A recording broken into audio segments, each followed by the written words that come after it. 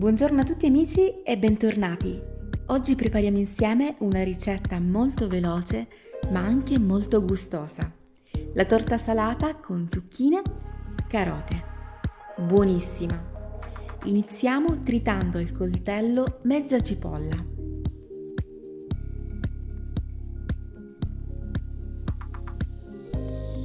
Grattugiamo anche 2 carote. E 4 zucchine.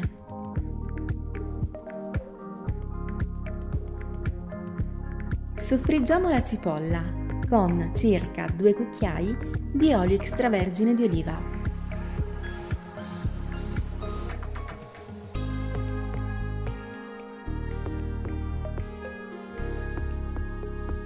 Aggiungiamo quindi le carote e le zucchine tritate. Diamo una bella mescolata.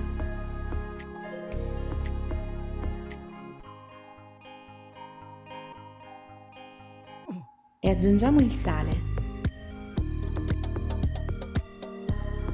Facciamo cuocere per circa 15 o 20 minuti, fino a che risulteranno belle morbide.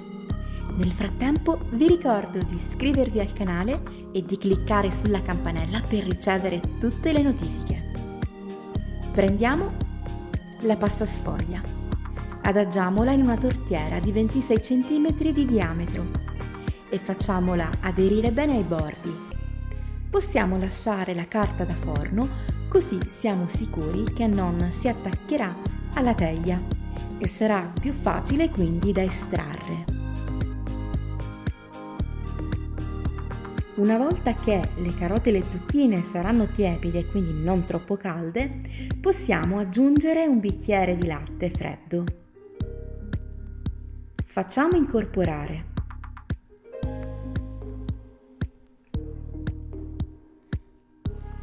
un pizzico di pepe nero,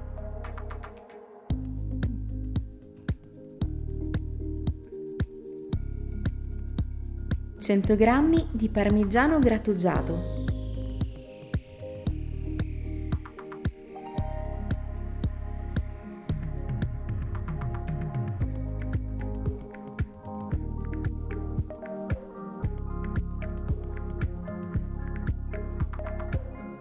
e 3 uova intere.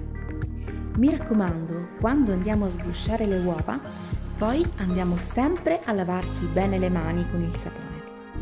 In questo modo non trasmetteremo batteri sul resto delle nostre superfici.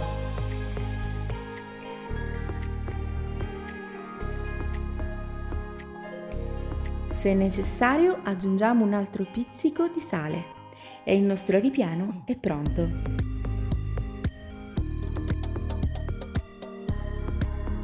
Con una forbice eliminiamo gli eccessi di carta da forno e inseriamo il ripieno all'interno del guscio di pasta sfoglia.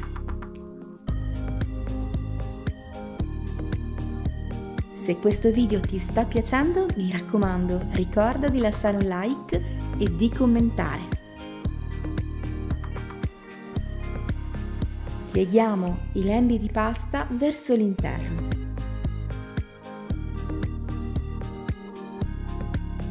Creando una sorta di cordoncino.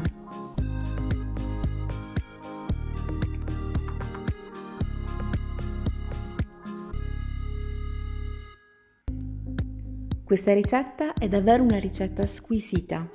Si prepara in poco tempo, però la resa è davvero sorprendente.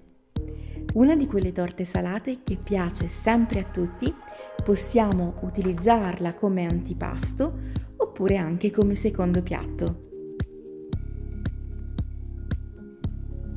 Un'ottima idea anche come un antipasto da servire proprio per questa festività pasquale che si sta avvicinando. Bene, la nostra torta è pronta, la inforniamo in forno statico a 200 gradi per 35-40 minuti, fino a che risulterà bella dorata. Mi raccomando, resistete e lasciatela riposare per almeno 2 ore prima di tagliarla. In questo modo potremo tagliarla perfettamente e anche il ripieno si sarà rassodato.